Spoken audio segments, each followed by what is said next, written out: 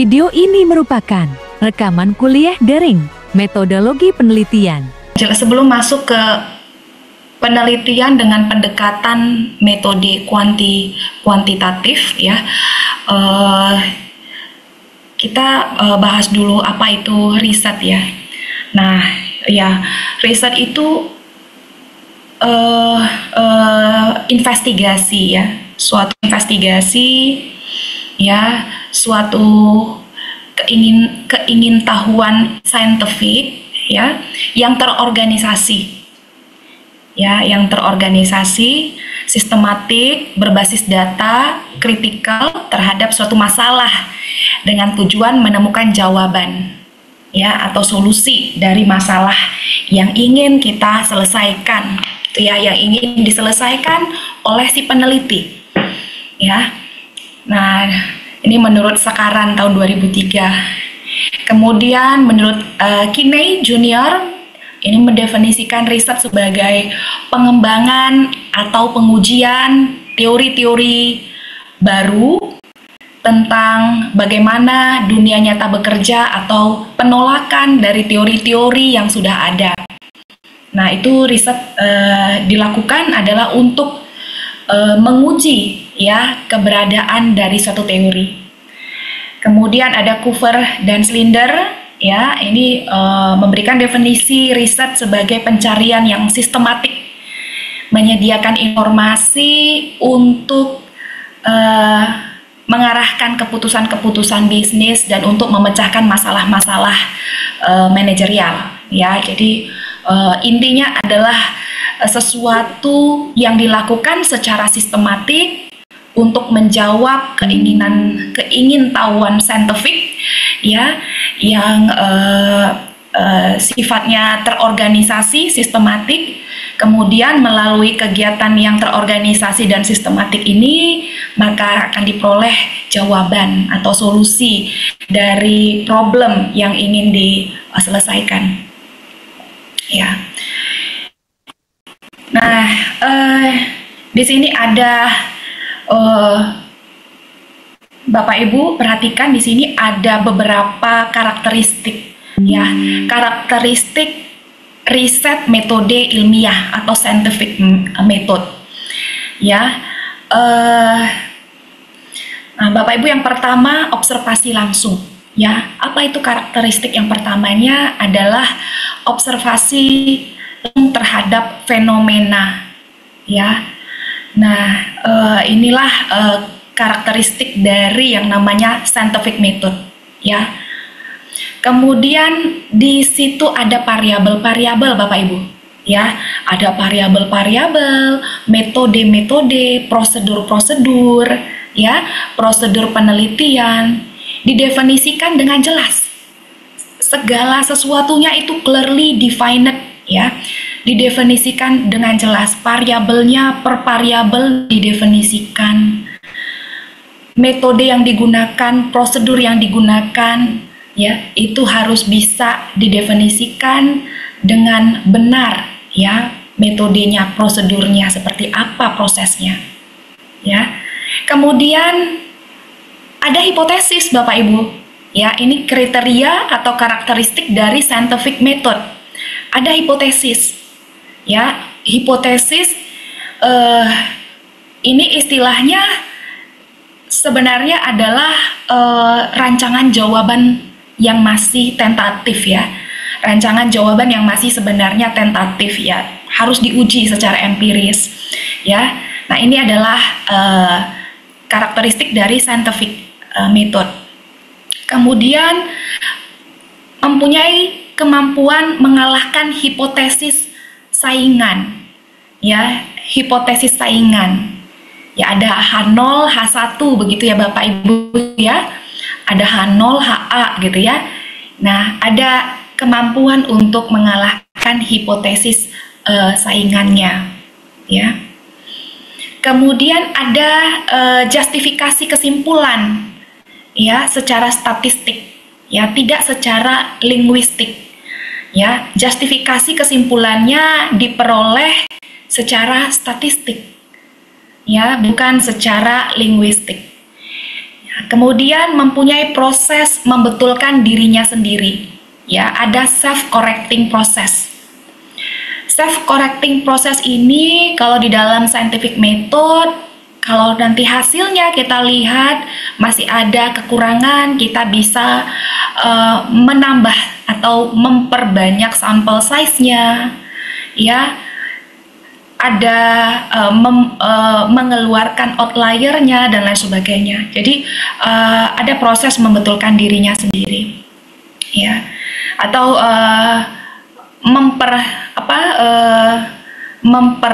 memperbanyak indikator-indikator instrumen yang digunakan untuk mengukur, ya. Nah, itu yang dilakukan.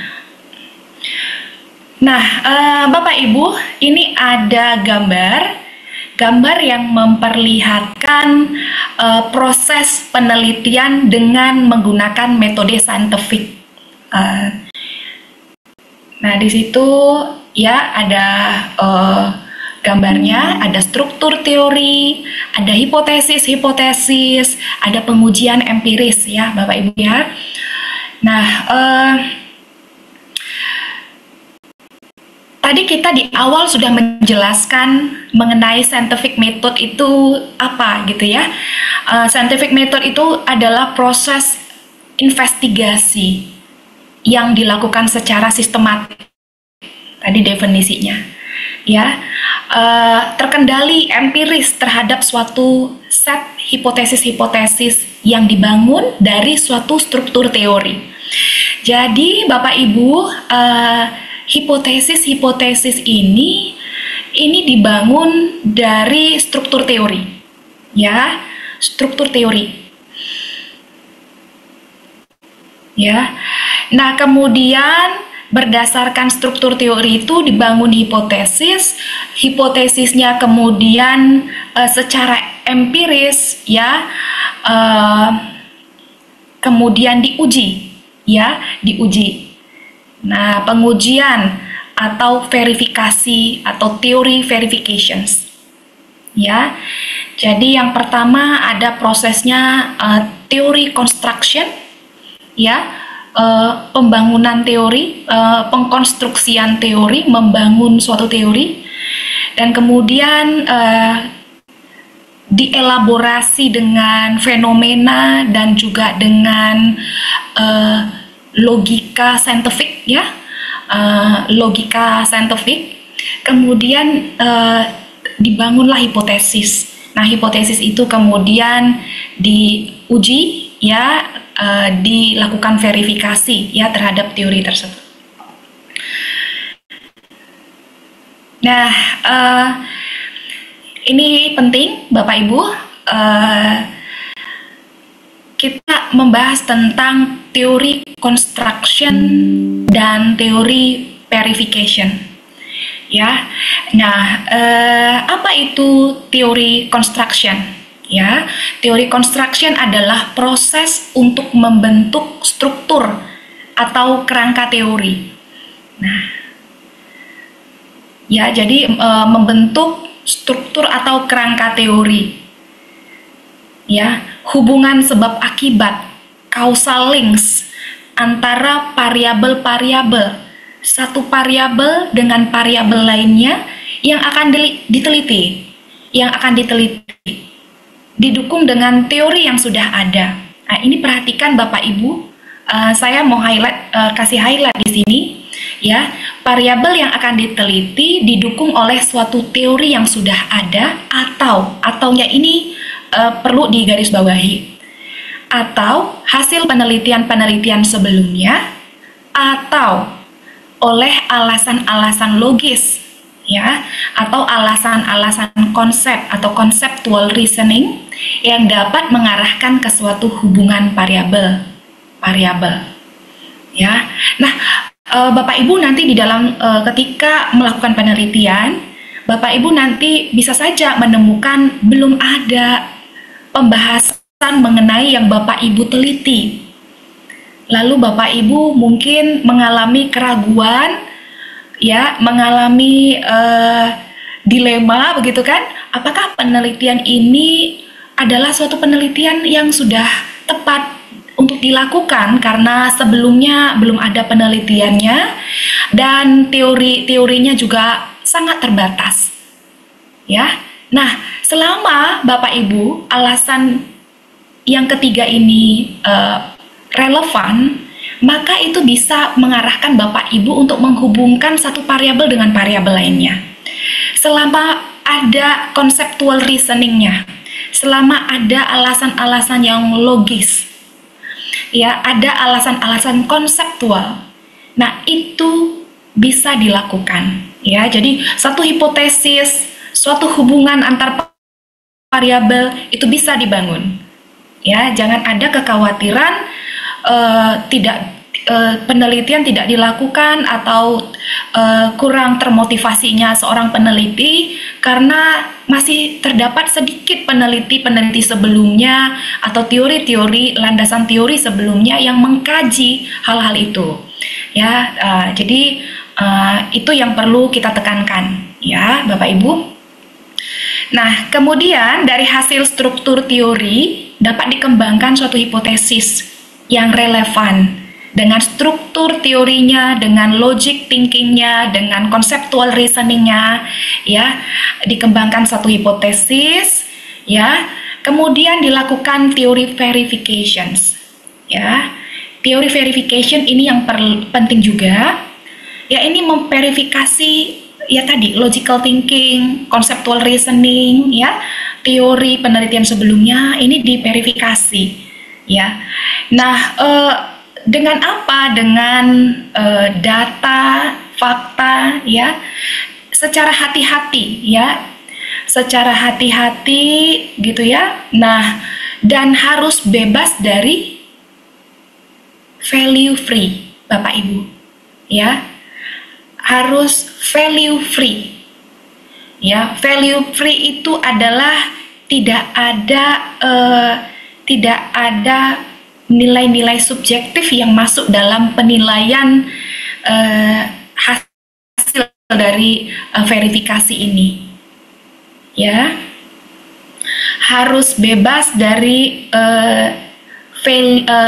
kepercayaan orang lain, value orang lain, ya, nilai-nilai pribadi dari si peneliti itu harus dijauhkan. Jadi memang hasilnya adalah murni berdasarkan data, fakta yang objektif, yang terjadi, yang diperoleh secara hati-hati, gitu ya, benar-benar kita lakukan, ya. Jadi peneliti tidak menggantungkan pada kepercayaannya, tetapi kepada fakta yang ditunjukkan secara empiris, ya. Nah, itulah proses verifikasi yang dilakukan oleh seorang peneliti. Nah, Bapak Ibu, kalau pada pertemuan selanjutnya kita membahas ini, ya, pertemuan dengan Bapak Taryono barangkali membahas tentang pendekatan dengan metode kualitatif, ya. Nah, pada kesempatan ini kita akan membahas sebenarnya tentang pendekatan penelitian dengan pendekatan metode kuantitatif. Dua metode ini sama-sama metode penelitian. Tidak ada yang negatif atau tidak ada yang kurang baik dari pendekatan-pendekatan masing-masing. Semuanya itu pendekatan yang dengan tujuan dan pandangan yang berbeda, tapi sebenarnya tujuannya adalah menghasilkan suatu jawaban, gitu ya, menghasilkan suatu jawaban. Itu intinya dilakukan penelitian adalah untuk menghasilkan suatu jawaban, ya. Nah, ini dia perbedaan riset saintifik dengan riset lainnya. Yang pertama di situ Bapak Ibu ada purposiveness, berketujuan. Ya, jadi riset saintifik itu mempunyai tujuan yang jelas. Ya, tujuan yang jelas harus dibedakan antara tujuan penelitian dengan tujuan peneliti. Ya, tujuan penelitian dengan tujuan peneliti itu harus dibedakan. Kalau tujuan peneliti kita sering menjumpai di skripsi, di tesis, di disertasi, barangkali masih dibuat adalah untuk syarat menyelesaikan studi magister gitu ya, pada jurusan ilmu ekonomi, pada jurusan ilmu ekonomi di Fakultas Ekonomi dan Bisnis Universitas Riau gitu ya. Itu tujuan peneliti ya. Nah, itu dalam hal ini riset saintifik itu bukan purposiveness-nya itu bukan adalah tujuan peneliti, tapi adalah tujuan saintifik dari riset itu sendiri. Ya, jadi mempunyai tujuan yang jelas. Apa kita mau melihat apa saja misalnya dapat mempengaruhi misalnya kinerja bisnis gitu ya, kinerja atau apa saja yang dapat mempengaruhi daya saing unggul ya, daya saing unggul dari industri misalnya industri kreatif ya. Kita mau mencari tahu begitu ya. Ya, apa saja determinan yang dapat mempengaruhi daya saing, keunggulan daya saing dari industri, salah satu industri gitu, misalnya industri kreatif seperti itu ya. Nah, ada tujuan yang jelas ya, arahnya kemana. Kenapa kita mau meneliti itu? Karena ini adalah industri yang saat ini sedang diprioritaskan gitu ya, di tengah banyaknya alternatif, di tengah banyaknya sekarang ini kondisi gitu ya, industri yang dengan menggunakan sumber daya yang tidak dapat diperbarui begitu ya. Nah, dengan industri kreatif kita di sini menggunakan kemampuan manusia itu sendiri untuk menghasilkan value, menghasilkan nilai ekonomi. Nah, jadi ada tujuannya begitu ya. Kenapa? Ada datanya, ada ada yang menunjukkan fenomenanya seperti apa ya di daerah-daerah tertentu misalnya ya. Jadi ada tujuannya yang jelas, ada datanya yang jelas ya. Kokoh atau rigorous ya, menunjukkan proses riset saintifik dilakukan dengan hati-hati atau prudent ya. Proses riset saintifik ini dilakukan dengan hati-hati atau prudent, dengan tingkat keakurasian yang tinggi. Basis teori dan rancangan riset yang baik akan menambah kekokohan dari riset saintifik. Kemudian perbedaannya dengan riset lainnya adalah ujibilitas, ya, testability, ya, ujibilitas, menunjukkan bahwa riset saintifik ini dapat menguji hipotesis, ya, hipotesis dengan pengujian statistik, ya, pengujian statistik menggunakan data yang dikumpulkan, baik itu datanya adalah data primer ataupun bisa dilakukan uji hipotesis dengan menggunakan data sekunder ya. Nah, kemudian perbedaan riset saintifik dengan riset lainnya adalah replikabilitas ya, replicability, yaitu bahwa riset saintifik ini dapat diulang ya, dapat diulang dengan menggunakan data yang lain, dapat diulang pada kondisi atau objek penelitian yang berbeda gitu ya. Misalnya sebelumnya riset saintifik ini dilakukan di developing country gitu ya. Kita mau melakukan penelitian, menguji penelitian ini di negara yang sudah berkembang begitu ya. Nah, kita bisa mereplikasi itu riset saintifik, kita bisa melakukan pengulangan ya menggunakan data yang lain, kemudian kondisi yang lain begitu ya, di objek penelitian yang berbeda.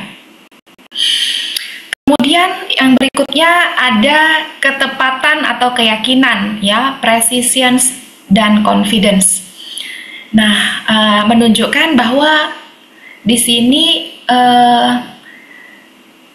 tidak ada riset yang sempurna, ya, tidak ada riset yang sempurna dan ketepatannya tergantung dari keyakinan periset yang diterima umum, ya.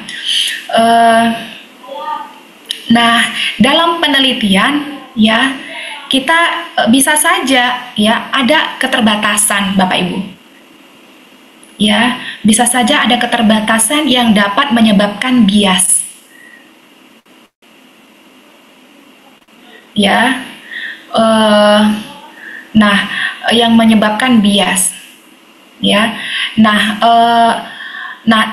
tapi kita sebagai peneliti harus bisa mengantisipasi hal itu.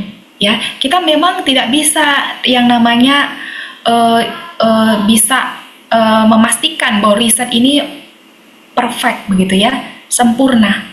Tidak. Bahkan saya ketika menyelesaikan tesis, disertasi saya tidak pernah merasa sempurna. Ya, bahkan ketika saya menyelesaikan penelitian-penelitian saya nggak pernah merasa sedikit pun merasa itu sempurna. Meskipun nanti sudah dipublikasi di jurnal internasional bereputasi, meskipun nanti saya misalnya sekiranya saya pada saat itu lulus, saya wisuda gitu ya, saya tidak pernah merasa ada kesempurnaan gitu. Sebagai peneliti itu begitu. Pasti ada sesuatu yang masih kita rasa masih kurang. Oh, harusnya kemarin bisa ya seperti ini. Bisa kita. Nah, jadi kekurangan-kekurangan itu bisa diantisipasi. Jadi Bapak Ibu jangan pernah berkecil hati yang namanya meneliti. Kita sudah buat rancangan penelitian ya yang sistematis. Nanti ketika dijalankan Bapak Ibu masih merasa ada kekurangan, itu hal yang wajar. Ya, ada yang wajar. Nah, itulah kita harus antisipasi hal-hal apa ya yang perlu kita perkuat untuk semakin bisa membuat penelitian kita ini tepat dan kita bisa lebih confidence ya. Kita bisa dengan confidence ya dengan penelitian yang kita hasilkan begitu ya. Kemudian objectivity atau objektivitas ya. Ini menunjukkan bahwa riset saintifik memberikan hasil dan konklusi yang objektif ya, hasil dan konklusi yang objektif, tidak dipengaruhi oleh faktor subjektif peneliti ya. Nah, jadi di situ di dalam penelitian, di dalam riset saintifik Bapak Ibu nanti akan banyak sekali di situ seharusnya akan banyak sekali di situ diskusi ya di dalam isi penelitian yang kita lakukan, harusnya banyak sekali di situ hasil diskusi-diskusi dari para peneliti-peneliti sebelumnya ya. Harus ada penjelasan-penjelasan dari si peneliti juga ya yang mengarahkan teori tersebut ya lebih kokoh begitu ya, nanti bisa dijelaskan oleh sebenarnya. Tapi sebenarnya akan lebih banyak nanti dari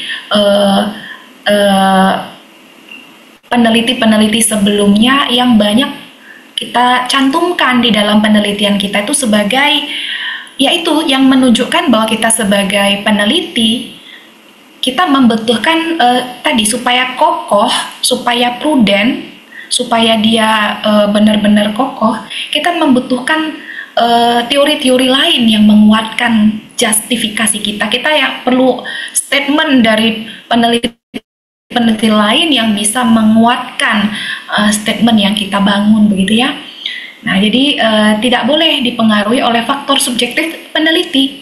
Jadi dengan confidence si peneliti misalnya mengatakan bahwa social capital berpengaruh terhadap daya saing begitu ya. Nah, itu kalau statement yang dibangun itu ya itu boleh saja ya, tetapi harus perlu diperkuat dengan ya kalau tadi tidak misalnya masih terbatas misalnya diskusi mengenai hal tersebut, Bapak Ibu bisa melakukan eksplorasi eksplorasi secara ilmiah dengan melakukan misalnya interview, misalnya dengan melakukan focus group discussion, ya, brainstorming dengan expertise yang expert dalam hal misalnya kajian-kajian atau diskusi-diskusi tentang social capital gitu ya. Nah jadi hal yang seperti itu dilakukan oleh si peneliti ya, supaya memperkuat tadi ya, supaya lebih objektif, terhindar dari faktor subjektif peneliti. Kemudian berikutnya perbedaan riset saintifik dengan riset lainnya adalah generalisabilitas ya. Generalisabilitas yaitu riset saintifik itu mampu untuk diuji ulang ya, dengan hasil yang konsisten ya, dengan waktu, objek dan situasi yang berbeda. Ya, jadi dapat digeneralisasikan, diuji ulang ya, dan hasilnya konsisten dengan waktu, objek dan situasi yang berbeda. Nah, kemudian sederhana ya atau parsimoni, yaitu riset saintifik mempunyai kemudahan di dalam menjalankan risetnya. Karena apa? Karena riset dengan scientific riset ini ya, kita mempunyai panduan, guidance yang jelas ya, guidance yang jelas Bapak Ibu. Kalau Bapak Ibu menulis sebelumnya pasti pernah ya S1 ya, pernah sebelumnya membuat skripsi, panduannya jelas ya Bapak Ibu ya. Ada bab 1 pendahuluan ya, ada rumusan masalah, ada tujuan penelitian ya, ada bab 2 tinjauan pustaka, ada bab 3 metode, ada bab 4, bab 5 daftar pustaka, lampiran. Itu sudah jelas. Kita sudah ada guidance-nya ya, kita sudah kuat di situ. Ya, kita sudah punya. Kalau di Unri 5 bab, di beberapa kampus mungkin ada 6 bab ya, tapi nggak jauh-jauh amat dengan konsep pendekatan riset yang riset saintifik ya. Itulah guidance-nya, seperti itu sistematika prosesnya gitu. Oke, baik. Sampai di sini Bapak Ibu ada yang mau ditanyakan? Silakan. Silakan Pak. Pak Sudirman ya. Ya Bu. Di sini pertanyaan Bu. Kalau metode penelitian secara kuantitatif pada dia lakukan pengujian, semestinya kan bahwa hasil yang dilakukan itu tingkat kebenarannya itu tentu mendekati angka 100% misalnya gitu. Karena kan dia sifatnya kuantitatif Bu ya.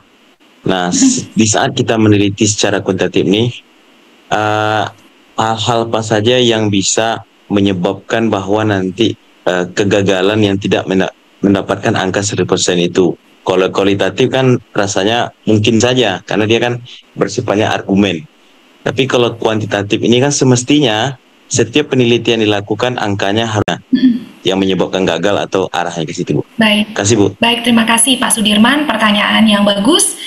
Ya, jadi sebenarnya ya Pak Sudirman, kalau kita sudah mengikuti guidance yang benar di dalam proses yang sudah benar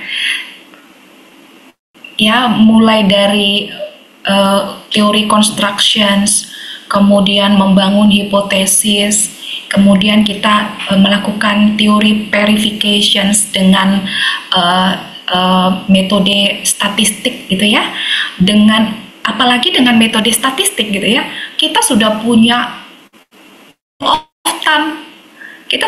rule of thumb, udah punya kita aturan mainnya Pak.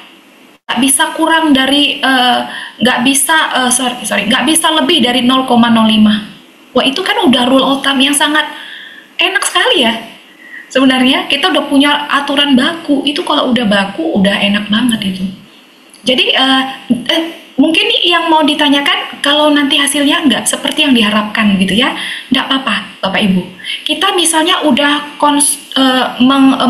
membangun teori, membangun hipotesis, tapi tiba-tiba dari ekspektasi kita kuat sekali penelitian sebelumnya bahwa ini signifikan positif, tapi ternyata hasilnya tidak berpengaruh.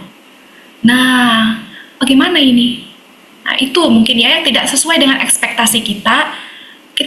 Kita merasa barangkali ada proses yang barangkali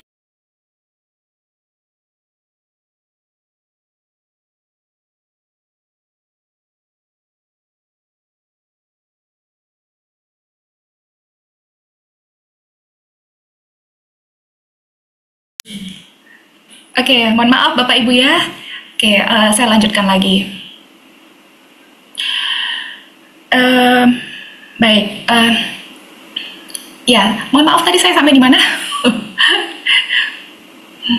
Pak Sudirman. Yang hasilnya tadi bisa saja dia tidak sesuai dengan ekspektasi dari hipotesa yang ada, Bu. Iya, baik, terima kasih. Ya, mohon maaf ya tadi sedikit ada ya gangguan gitu ya. Nah, ya jadi memang kalau kita sudah mengikuti prosedur yang benar, sebenarnya tidak khawatir Bapak Ibu ya. Yang kita khawatirkan adalah ketika misalnya hipotesis kita tidak sesuai dengan ekspektasi kita. Karena tadi apa? Hipotesis itu adalah sudah sebenarnya jawaban meskipun masih tentatif, meskipun masih perlu diuji. Ya.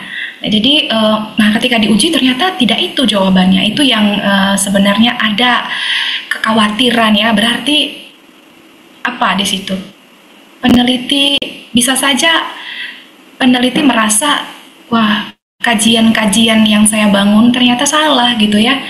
Ternyata salah pada saat konstruksi teori tadi ya. Konstruksi teori tadi di awal, berarti si peneliti kurang kokoh gitu. Itu yang mentalnya itu kena ya, jadi kena mental si peneliti itu. Tapi sebenarnya enggak ya Bapak Ibu ya. Jadi kita jangan sampai merasa ketika selesai penelitian kita jadi sakit mental gitu, jangan. Ya, jadi memang yang namanya kita sebagai peneliti kita mengikuti guidance yang sudah benar dan kita bangun hipotesis, kita verifikasi, kita punya rule of thumb. Ya, kita punya guidance yang benar, ukuran-ukuran statistik yang sudah valid dan baku yang kita ikuti. Ya, nah kalau misalnya hipotesisnya tidak terpenuhi, nah itulah dia yang namanya kita membangun yang namanya satu hal yang baru di situ. Bapak Ibu di situ kekayaannya. Bapak Ibu harus bisa menjelaskan kenapa itu tidak berpengaruh. Ya, Bapak Ibu, kita melakukan penelitian kalau tidak berpengaruh ini kita bisa jadi penelitian kualitatif. Ya, tadinya kuantitatif ya Bapak Ibu ya. Tapi kalau kita mau kaji kenapa itu tidak berpengaruh, kita jadi kualitatif. Kita perlu melakukan interview ya, open ended ya. Jadi open ended, kita melakukan interview dengan pihak-pihak yang benar-benar dapat membantu untuk menjawab hal itu kenapa terjadi ya. Jadi itulah dia ya. Jadi nggak perlu kita merasa bahwa di awal kita tidak kuat konstruksi teorinya, tidak ya, justru kita di situ menemukan satu teori baru, satu temuan baru. Wah, di dalam penelitian yang kita lakukan justru ini tidak terpenuhi ya, tapi kita harus bisa kuat dengan penjelasan yang apa ya namanya ya, presisi begitu ya, penjelasan yang tepat ya, dengan sumber-sumber yang tadi kita bisa yakini bahwa sumber tersebut, pandangan pendapat tersebut ya, itu bisa memperkuat hasil yang kita peroleh tersebut ya. Oke, barangkali itu tadi Pak Sudirman. Saya lanjut lagi ya Bapak Ibu ya. Baik, makasih Bu. Terima kasih Pak Sudirman. Ya. Nah, di sini ya ini adalah pendekatan ya. Jadi ada dua ya, Bapak Ibu. Ini penting ya, penting sekali ini. Inilah masing-masing nafasnya itu tadi yang saya sampaikan. Ya, pendekatan saintifik yang kita bahas yaitu pendekatan kuantitatif dan pendekatan naturalis atau pendekatan yang sering kita bilang itu dengan istilah pendekatan kualitatif, ya, kualitatif. Nah, untuk pendekatan saintifik ya, yang pertama di sini perhatikan di situ ada menggunakan struktur teori. Nah, itu pendekatan yang namanya pendekatan saintifik. Ya, pendekatan saintifik. Kemudian kalau pendekatan naturalis atau pendekatan yang istilahnya adalah kualitatif, tidak menggunakan struktur teori. Ya, tidak menggunakan struktur teori karena lebih bertujuan menemukan teori. Ya, menemukan teori, bukan melakukan verifikasi teori. Ya, jadi untuk menemukan teori bukan memverifikasi teori. Itu adalah perbedaan antara pendekatan riset saintifik dengan pendekatan riset naturalis.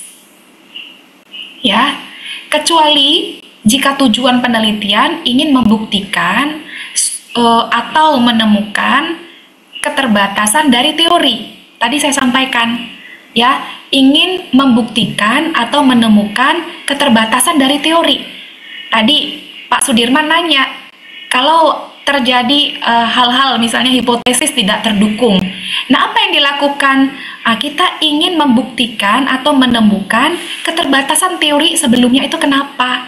Nah, kita mau memperkuat hasil yang kita dapatkan ya dengan tadi kualitatif ya jadinya. Jadi kita membuktikan atau menemukan jawaban dari keterbatasan tersebut.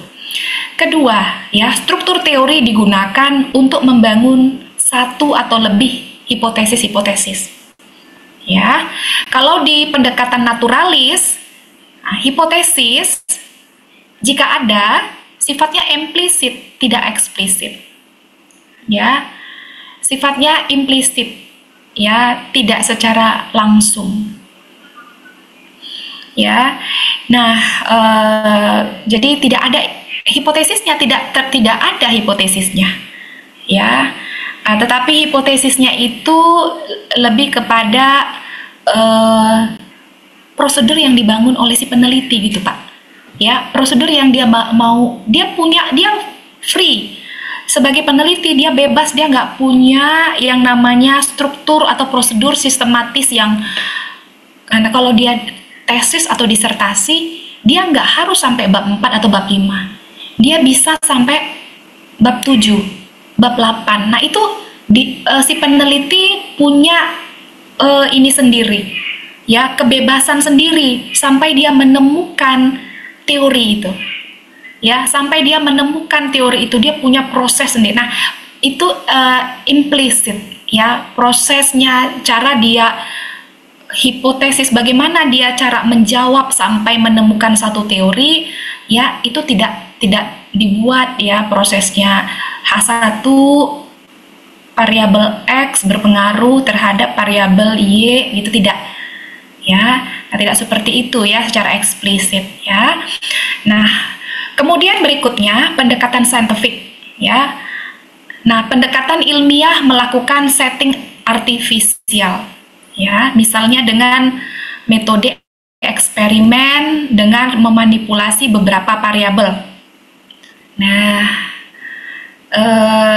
ada yang tahu apa itu artifisial? Buatan,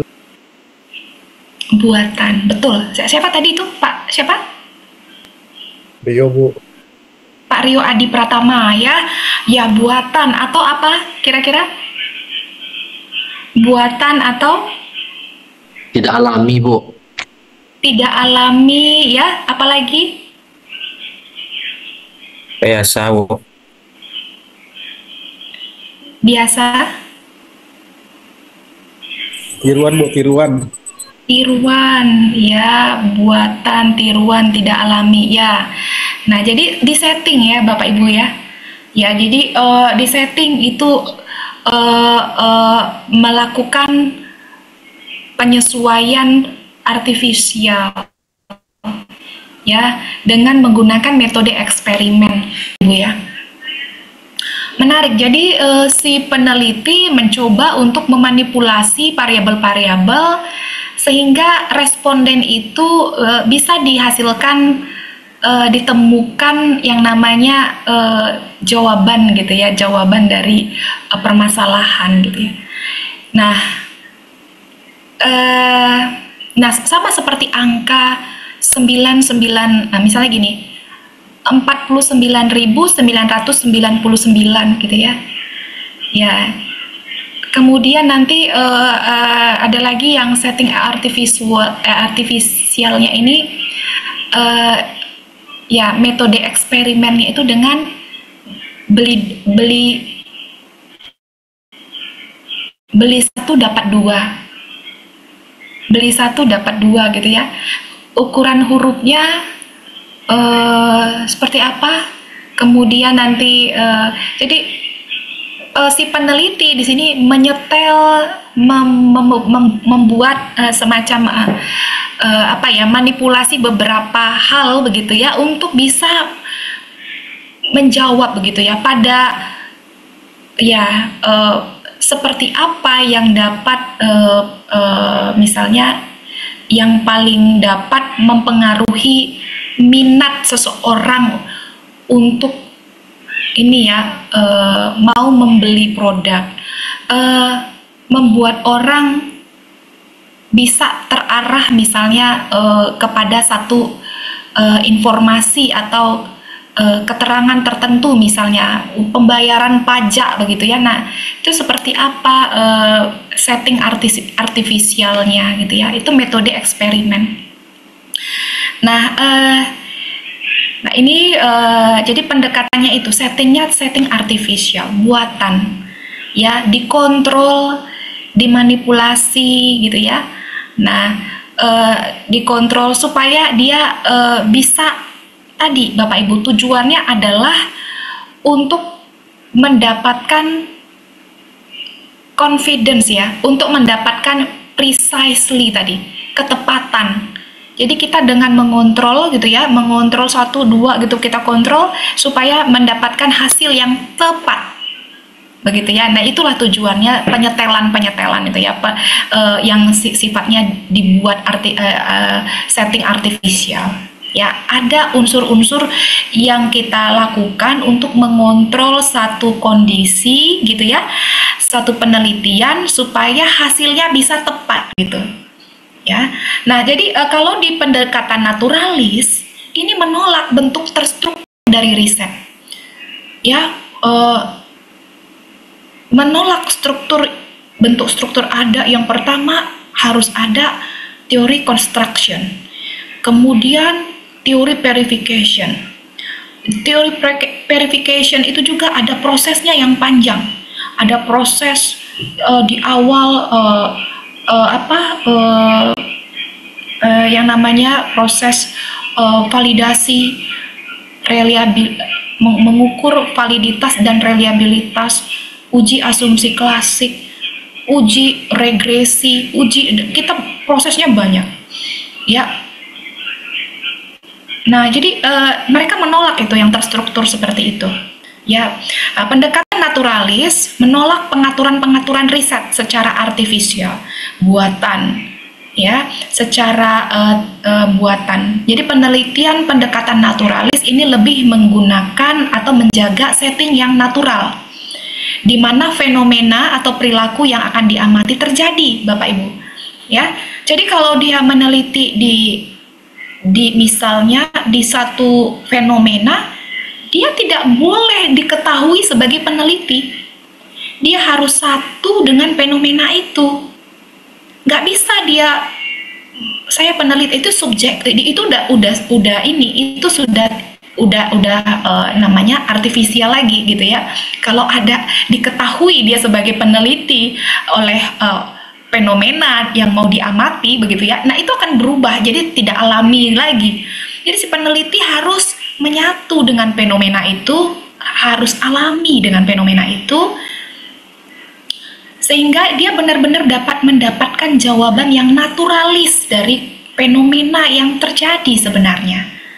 Ya, jadi si aliran pendekatan naturalis ini melihat seperti itu, ya. Jadi nggak bisa di setting artifisial, tidak bisa gitu ya, menurut mereka begitu ya, tidak bisa karena mereka lebih kepada menjaga setting yang alamiah. Tidak boleh yang namanya fenomena yang mau diteliti itu ya harus benar-benar naturalis, alamiah, kita melihatnya kondisi yang sebenarnya begitu. Ya. Nah, kemudian selanjutnya pendekatan saintifik menolak bahwa teori grounded ya atau teori membumi di datanya ya, di data saintifik ini. Dan mereka berargumen bahwa facts do not speak for themselves. Ya. Facts do not speak for themselves. Fakta tidak dapat berbicara untuk dirinya sendiri.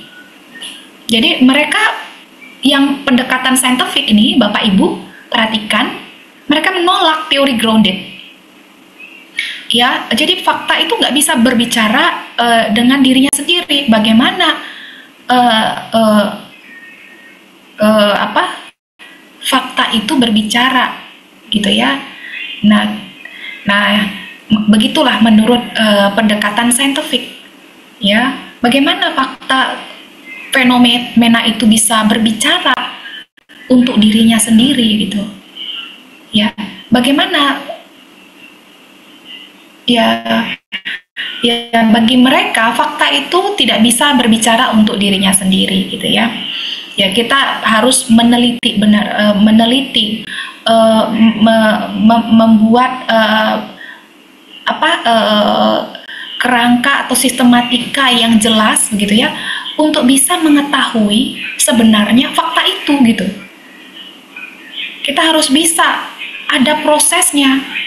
Yang namanya bayi yang sehat itu beratnya harus sekian kilo, lingkar kepalanya harus sekian senti, dan lain sebagainya.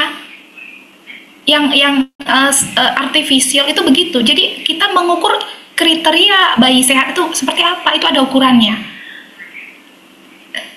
Nggak bisa seorang bayi itu bilang saya sehat begitu. Ya, jadi sementara ukuran-ukuran sehat itu seperti apa ukurannya begitu kan? Ya, jadi itu dia Bapak Ibu. Jadi yang scientific approach dia fact do not speak for themselves gitu ya. Jadi mereka menolak grounded theory. Nah, sementara naturalistic approach ini sejalan dengan konsep grounded theory. Ya, grounded theory yang dikembangkan oleh Glasser dan Strauss tahun 1967 ini diskusi atau kajian-kajiannya sudah lama, tapi sangat-sangat ini ya, maksudnya sangat-sangat ilmiah begitu ya, sangat-sangat menarik gitu ya. Mereka percaya bahwa cara terbaik untuk menjelaskan dan membangun teori adalah dengan menemukannya dari data. Cara terbaik untuk menjelaskan dan membangun teori adalah dengan menemukannya dari data. Pendekatan ini menganggap bahwa teori grounded di datanya, gitu ya. Jadi teori grounded, teori yang menyatu, yang naturalistik itu ya, itu cara terbaik menjelaskan atau membangun teori adalah dengan menemukannya dari data. Ya, nah jadi menurut mereka seperti itu. Tidak ada batasan-batasan, hitungan-hitungan angka dan lain sebagainya. Kita membatasi yang namanya penemuan-penemuan begitu ya, yang namanya kedalaman pengetahuan terhadap satu fenomena kita kurang dalam kalau hanya membatasi dengan artificial setting itu tadi, ya, tidak dalam menurut mereka seperti itu, ya. Nah, cara terbaik untuk menjelaskan atau membangun teori adalah menemukannya dari data sendiri, dari fenomena itu sendiri, ya. Nah, kemudian berikutnya, pendekatan saintifik membutuhkan pengujian secara kuantitatif dan statistik, ya. Nah, sementara pendekatan naturalistic approach, ya, pengikut grounded theory termasuk yang mengembangkan metode penelitian sifat kualitatif menggunakan data kualitatif, ya, menggunakan data kualitatif, ya. Nah, itulah dia perbedaan antara pendekatan saintifik, ya, dengan pendekatan naturalistik, Bapak Ibu, ya. Nah, kita lanjut. Sampai di sini ada yang mau ditanyakan barangkali? Bisa bertanya, Bu? Pak Weldy Sandra. Ya. Ya. Bu, saya ingin tanya, Bu. Saya pernah baca di dalam jurnal ataupun penelitian orang, ada bahasanya pendekatan dengan menggunakan pendekatan secara kualitatif ataupun kuantitatif, tapi dengan deskriptif kualitatif ataupun deskriptif kuantitatif. Itu maksudnya apa, Bu? Deskriptif kuantitatif ataupun kualitatif itu, Bu? Seperti apa itu? Kemudian nanti pendekatannya ke sini ini ke mana? Apakah ke naturalis atau mana tuh, Bu? Jadi, Bu? Oke, baik, ya. Nah, pendekatan deskriptif kuantitatif, ya, di sini harus ada yang namanya deskriptif kuantitatif, berarti kan harus ada angka, harus ada data, harus ada keterangan di situ, ya, yang berupa informasi gitu, ya, yang kita deskripsikan gitu, ya Pak, ya, kita analisa gitu, ya Pak, ya, Pak Weldy. Jadi kalau ya, kita melihat ada data longitudinal begitu, ya, dari tahun ke tahun gitu, selama 10 tahun misalnya begitu, ya. Oh, ada penurunan jumlah koperasi yang ada di Provinsi Riau, ya, ada penurunan jumlah koperasi. Nah, itu kita bisa menganalisa dari data itu. Oh, di tahun 2020, oh, ini karena COVID, kita bisa memiliki asumsi, kemudian kita perkuat dengan pendapat atau kenyataannya dengan pihak yang bisa membantu semakin memperkuat analisa yang kita lakukan gitu, ya. Jadi itu pendekatan deskriptif kuantitatif, ya. Jadi pendekatan deskriptif kuantitatif itu pendekatan yang sebenarnya dia kuantitatif, ya, ada angkanya, ada hasil statistiknya lah begitu, ya, ada rata-ratanya, ada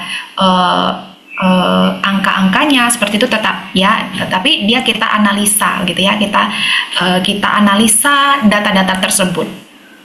Nah, berbeda dengan deskriptif kualitatif, ya. Deskriptif kualitatif ini kita itu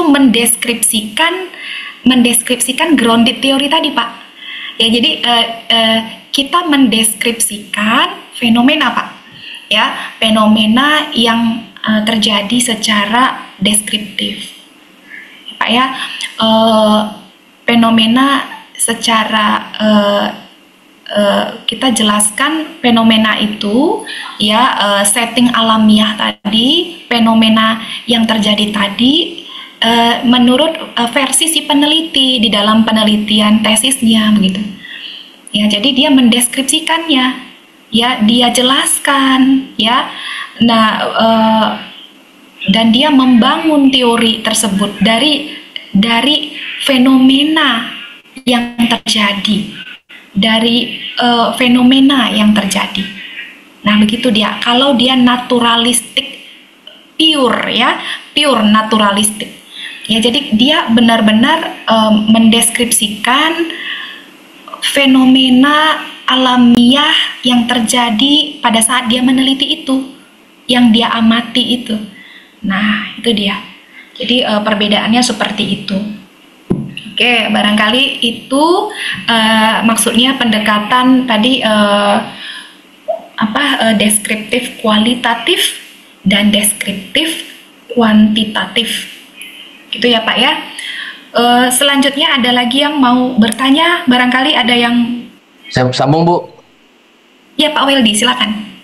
Jadi kalau seandainya apakah bisa itu, Bu, pengumpulan data secara kuantitatif, mungkin nanti datanya hasilnya primer karena mungkin melalui kuesioner gitu ya, Bu. Ya. Nanti kemudian dalam analisisnya itu ujungnya menggunakan deskriptif kualitatif karena mungkin ada fenomena ataupun gap di lapangan atas kebijakan dari pemerintah yang akan dibahas gitu, Bu. Mungkin penyebabnya, apakah penyebabnya naik atau penyebabnya turun gitu ya, Bu, hasilnya gitu kan. Itu yang dibahas, fenomena yang terjadi gitu. Karena mungkin gapnya itu seharusnya kondisi lapangannya bagus, rupanya hasilnya jelek dari kebijakan pemerintah gitu ya, Bu.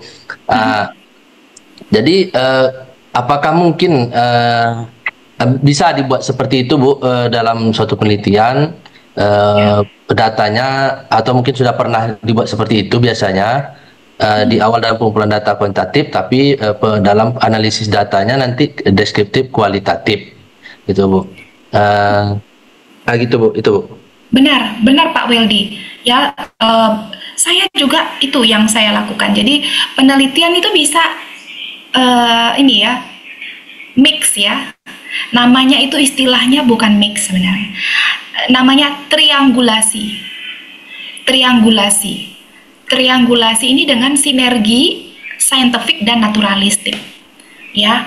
Jadi ada sinergi antara saintifik dan naturalistik. Gitu ya. Jadi bisa dilakukan itu, Pak. Dan sangat memungkinkan bagi Bapak yang seorang magister ya, S2 itu untuk melakukan kajian yang triangulasi gitu. Jadi tidak pure scientific, tidak pure naturalistik gitu. Jadi Bapak bisa melakukan triangulasi namanya. Izin, Bu, kalau redaksinya, Bu, kalau dalam pembahasan nanti dalam apakah dalam proposal ataupun di dalam pembahasan dalam tesisnya, itu redaksinya seperti apa, Bu, memasukkan triangulasi itu, Bu, ya? Membahasakan apakah triangulasi apa gimana, atau di dalam metode penelitian itu rencana metodenya itu, Bu, gimana redaksinya, Bu?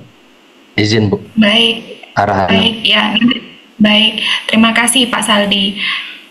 Jadi kalau ini nanti juga ini akan ada bagian selanjutnya yang akan saya bahas ya. Bagaimana nanti itu dibuat, itu nanti akan kita biasanya sebagai seorang peneliti kita buat itu di bab bab 3 ya, metode penelitian. Kita menyampaikan di situ bahwa pendekatan yang kita gunakan adalah pendekatan triangulasi. Triangulasinya ini bagaimana Bapak Ibu? Apakah Bapak Ibu mau scientific dulu atau naturalistik dulu? Bapak mau yang mana dulu? Ibu mau yang mana dulu? Naturalistik dulu, membangun satu teori baru dulu, baru kemudian diuji gitu ya secara empiris, atau mau scientific dulu, yang kuantitatif dulu, baru nanti kualitatif naturalistik begitu. Nah itu triangulasi. Kedua konsep itu yang disinergikan ini itu dibahas nanti di bab 3 ya, di metode penelitian. Nanti Bapak Ibu saya akan coba perlihatkan beberapa yang saya download. Sebenarnya kalau skripsi, tesis dan disertasi itu tidak bisa tidak, kita hanya bisa membaca atau melihatnya secara langsung di perpustakaan begitu ya. Tapi nanti saya cari. Tapi di beberapa penelitian itu biasanya dijelaskan di metodologi ya, di metodologi penelitian itu dia memakai pendekatan apa gitu. Nah, itu ya Bapak Ibu ya. Nanti narasinya mengenai narasinya itu tadi Pak. Jadi triangulasi, pendekatan triangulasi. Nah, sekarang Bapak mau yang mana? Apakah kuantitatif kualitatif atau kualitatif kuantitatif? Nah, jadi Bapak mau arahnya yang mana ini, yang triangulasinya? Ya. Jadi kalau kita memilih kuantitatif baru selanjutnya kualitatif itu Bu. Kemudian lagi dengan teori-teori tadi saintifik, kalau kita lakukan saintifik dulu baru nanti kita mungkin menghasilkan naturalis ya Bu.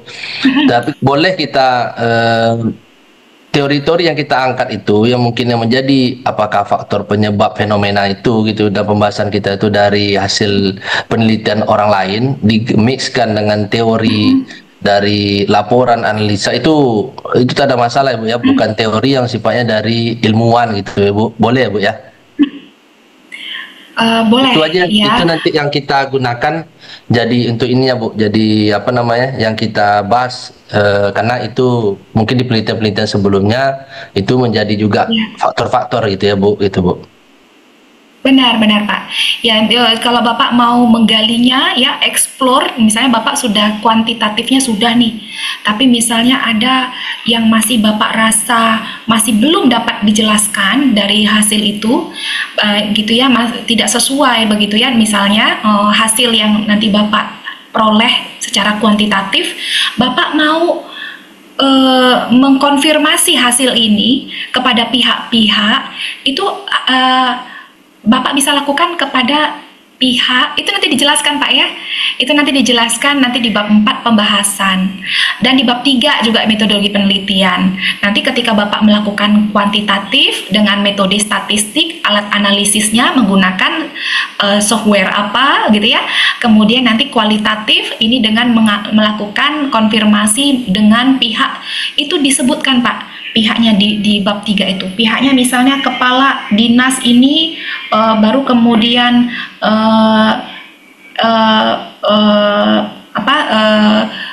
dosen yang expertise di bidang ekonomi regional, dosen yang expertise di bidang ini, Bapak bisa lakukan itu. Jadi kita perkuat baik secara praktis maupun secara akademis gitu ya. Jadi dengan pihak-pihak yang expert di bidang itu ya, jadi bisa semakin memperkuat kenapa hasilnya ini tidak sesuai. Nah, nanti dihasilkan dari kalau Bapak sendiri yang menghasilkan pendapatan itu jadi ini tidak benar juga caranya gitu ya. Kita menjelaskan gitu kan, karena tadi harus value free. Ya, value free itu harus bebas dari subjektivitas dari peneliti. Ya, meskipun peneliti misalnya merasa confidence dia bisa menjelaskan gitu ya, Bapak confidence karena Bapak punya kapasitas misalnya, tapi itu tidak bisa gitu kan, itu tidak bisa dilakukan. Bapak harus tetap perlu sumber-sumber lain yang bisa tadi membangun teorinya tadi bisa dibangun dengan kuat gitu. Begitu Pak Saldi ya. Terima kasih Bu. Makasih Pak ya, kita lanjut lagi. Nah, ini Bapak Ibu kita lanjutkan lagi. Ini adalah kelemahan dan kelebihan, kelemahan dan kekuatan dari scientific approach dan naturalistic approach. Jadi ada kelemahan dan kekuatan dari masing-masing pendekatan. Tidak ada satu pendekatan pun yang sempurna. Semua pendekatan punya kelebihan, punya kekurangan. Ya, tujuannya dari masing-masing ini adalah untuk mencoba mencari atau menemukan jawaban dari masalah. Ya, untuk menemukan solusi gitu ya. Nah, yang pertama ada pendekatan saintifik ya. Itu saya kasih tanda plus itu berarti kekuatan. Kalau yang tanda minus itu kelemahan. Kalau pendekatan saintifik menilai data lebih objektif. Ya, tidak boleh terpengaruh oleh nilai, kepercayaan periset atau orang lain, harus value free. Ya, value free, ya. Ya, ini ditekankan, value free. Tidak boleh ada intervensi, ada dipengaruhi oleh pihak-pihak lain. Ya, jadi menilai data objektif, ya. Kemudian kalau di pendekatan naturalis, kelemahannya menilai data lebih subjektif karena hasil observasi langsung periset dan periset sendiri yang menyimpulkannya, ya. Jadi menilai data itu lebih subjektif. Nah, itulah mengapa kedua ini sering tidak cocokan gitu ya, karena mereka untuk yang pendekatan naturalistik, mereka menilai data, menilai informasi subjektif karena hasilnya itu dari periset sendiri. Jadi fact do not speak themselves gitu ya. Jadi fakta itu enggak, si peneliti yang menyatu dengan yang namanya fenomena yang mau dia teliti, nggak bisa dia memberikan kesimpulan terhadap hal yang dia teliti karena dia sebenarnya siapa dia gitu. Dia peneliti atau fenomena sebenarnya. Ya, bagi orang yang saintifik ya, bagi yang pola pikir saintifik. Ya, tapi bagi orang pendekatan naturalis, dia harus alamiah memang. Ya, harus alamiah ya, gitu. Nah, kemudian pendekatan saintifik ya, kekurangannya setting tidak natural atau artifisial buatan ya, dapat menurunkan validitas penelitian. Nah, ini di satu sisi naik turun gitu ya. Settingnya tidak natural, artifisial, dapat menurunkan validitas penelitian ya. Tapi di pendekatan naturalis positif, ini kekuatannya. Settingnya natural, alamiah, tidak diubah-ubah, tidak dibuat-buat ya oleh periset. Jadi sangat alamiah, itu kekuatannya. Jadi alamiah dan ada buktinya, ada rekamannya, ada fotonya, ada semuanya, itu sangat alamiah ya, tidak diubah-ubah oleh si periset. Nah, kemudian di pendekatan saintifik ya, kekurangannya penelitian kurang terfokus tetapi lebih luas ya. Penelitian itu tidak fokus ya, tapi sifatnya itu lebih luas sehingga kurang mendalam. Nah, sementara pada penelitian naturalistik ya, ini kekuatannya mereka adalah riset yang dilakukan itu fokus dan mendalam pada satu fenomena ya. Jadi penelitiannya lebih fokus dan lebih mendalam. Nah, itu kekuatannya dari naturalistik. Kemudian berikutnya, kekurangan dari pendekatan saintifik, penelitian biasanya menjelaskan dan memprediksi fenomena yang tampak, sehingga lebih mengarah kepada verifikasi teori. Ya, jadi fenomena yang tampak dijelaskan, ya, sehingga mengarah kepada teori yang sudah dikonstruksi, diverifikasi, benar atau tidak, gitu ya. Kemudian kalau yang pendekatan naturalistik, ini dia kekuatannya penelitian lebih mendetail ke hal-hal di bawah permukaan yang belum tampak. Seperti misalnya penelitian tentang kultur, ya, lebih untuk menemukan satu teori baru, ya. Penelitiannya lebih dalam, lebih nampak, ya, naturalistik.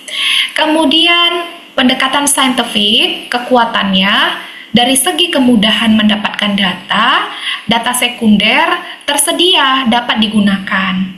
Sementara kelemahan dari pendekatan naturalistik, data primer harus dikumpulkan sendiri oleh periset, si peneliti, yang biasanya melibatkan waktu yang lama, bisa bulanan ya sampai tahunan, untuk mendapatkannya dengan terlibat langsung sebagai pengobservasi di tempat kejadian. Kenapa lama? Karena si peneliti tidak memberitahu dia adalah peneliti, tapi dia menjadi satu dengan objek yang dia teliti sampai dia benar-benar mendapatkan jawaban ya dari fenomena itu. Ya, bisa bulanan, tapi itulah kenikmatannya ya. Jadi kita bisa tahu dengan dalam ya sebenarnya fenomena ini gitu ya. Nah, kemudian pendekatan saintifik ya, external validity ya lebih tinggi karena dapat melibatkan permasalahan yang lebih luas, menggunakan waktu yang lebih panjang dan perusahaan yang lebih banyak sebagai objek penelitian karena tersedia di data sekunder. Nah, sementara kekurangan dari pendekatan naturalistik ya, external validity rendah karena hanya melibatkan satu case, satu fenomena, satu permasalahan di suatu organisasi saja ya, di satu organisasi saja, karena data primer harus diobservasi sendiri yang tidak mungkin dan membutuhkan banyak waktu untuk melibatkan banyak organisasi. Jadi external validity-nya itu intinya rendah gitu ya, karena hanya satu permasalahan, tidak bisa digeneralisasikan begitu ya. Tidak bisa, kalau mau digeneralisasikan butuh banyak waktu. Misalnya dia di organisasi A, dia mau luas ya ke organisasi yang dengan karakteristik yang sama di organisasi B. Kemudian mau lebih luas di organisasi lainnya lagi C. Bapak Ibu di sini barangkali pernah bekerja di lebih dari 2 tempat kerja. Bapak Ibu merasakan berbeda ya nuansanya, budaya kerjanya, spiritnya, ya Bapak Ibu pasti pernah merasa. Nah, itu nggak bisa digeneralisasikan oleh pendekatan naturalistik bahwa motivasi kerja itu semuanya sama, ya. Nah, motivasi kerja itu dipengaruhi oleh misalnya faktor-faktor yang sama gitu ya, oleh variabel-variabel yang sama, gitu ya. Nah, sebagai orang naturalis gitu ya, dia harus terlibat dulu di dalam satu fenomena di satu tempat, dan itu tidak bisa sama antara satu tempat dengan tempat lainnya, itu berbeda ya. Sehingga kalau mau diperkuat external validity-nya, naturalistik ini, nah dia harus banyak perusahaan, banyak organisasi gitu ya, banyak fenomena, tapi ya tentu saja akan banyak waktu ya, berapa tahun ya untuk bisa mendapatkan nanti hasilnya gitu. Nah, inilah ya Bapak Ibu kelemahan dan kekurangan dari yang namanya pendekatan saintifik dan juga naturalistik. Kedua pendekatan ini Bapak Ibu, ini penting sekali Bapak Ibu. Saya mau sampaikan bahwa tidak ada yang di sini yang tidak ada mana salah satu yang paling baik, itu tidak, kita nggak bisa jawab Bu, Pak ya. Ya, apakah naturalistik lebih baik dari pendekatan saintifik? Kita nggak bisa jawab baik atau buruknya ya. Nah, ini nanti tergantung ke sini ya Bapak Ibu ya, ini tergantung ke bagian ini ya. Nah, pendekatan mana yang harus digunakan ya, pendekatan mana yang harus digunakan? Nah, ini menjadi pertanyaan yang sangat penting bagi seorang peneliti ya Bapak Ibu ya. Nah, untuk aliran mainstream ya, aliran mainstream atau school of thought ya, kelompok ini aliran ya, mazhab ya, school of thought, pikiran-pikiran kelompok pemikir begitu ya, kelompok-kelompok pemikir ya. Nah, untuk aliran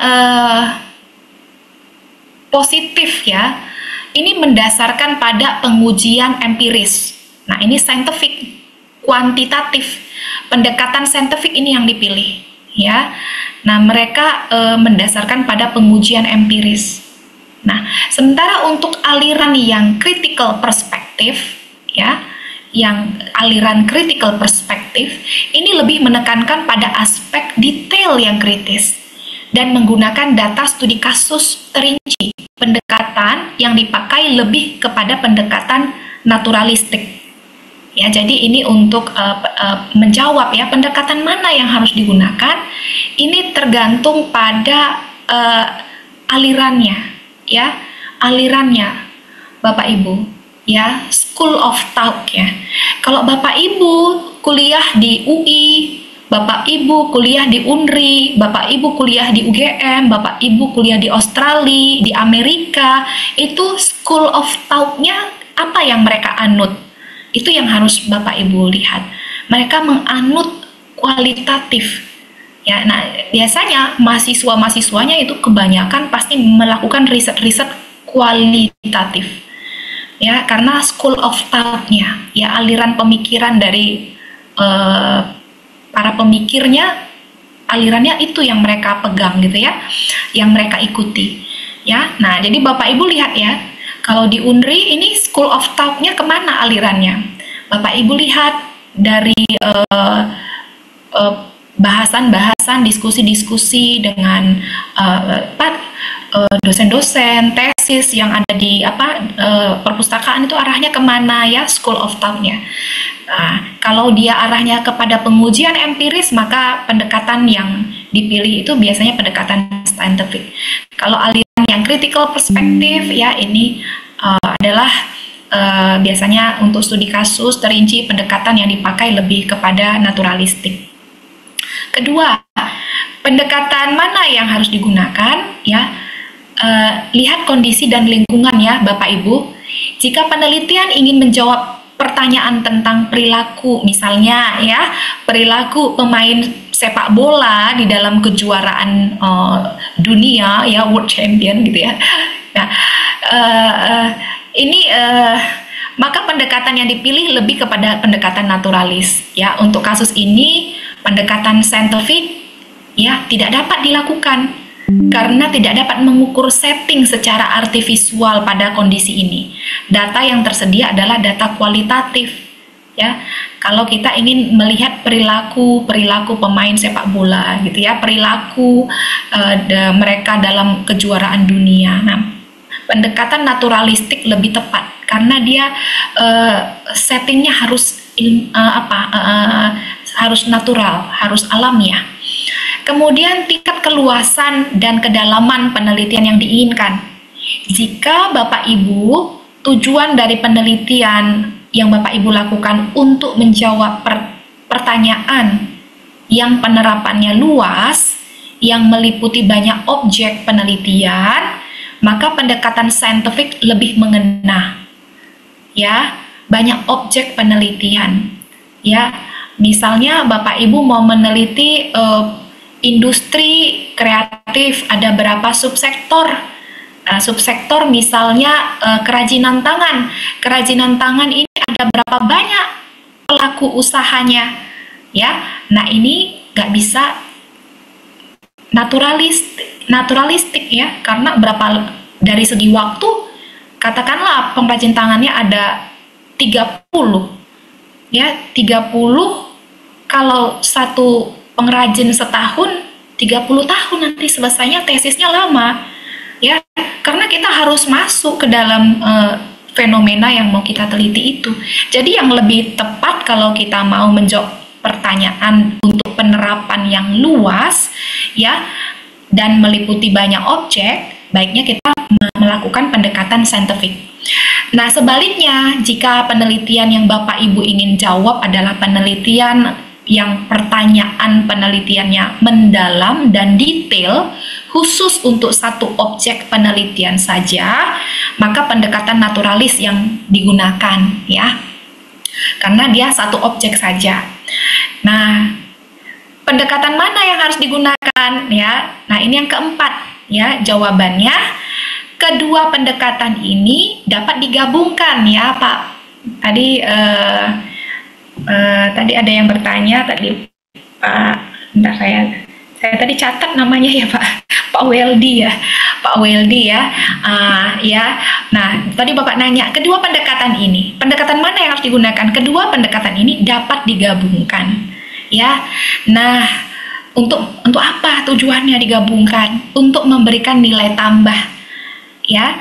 Nah, jadi penggabungan ini istilahnya triangulasi ya Bapak Ibu ya. Jadi mix method itu ya itu bahasa yang sudah ya kerasa saya kurang ilmiah ya. Jadi yang istilahnya ini yang biasanya dipakai di akademik gitu ya.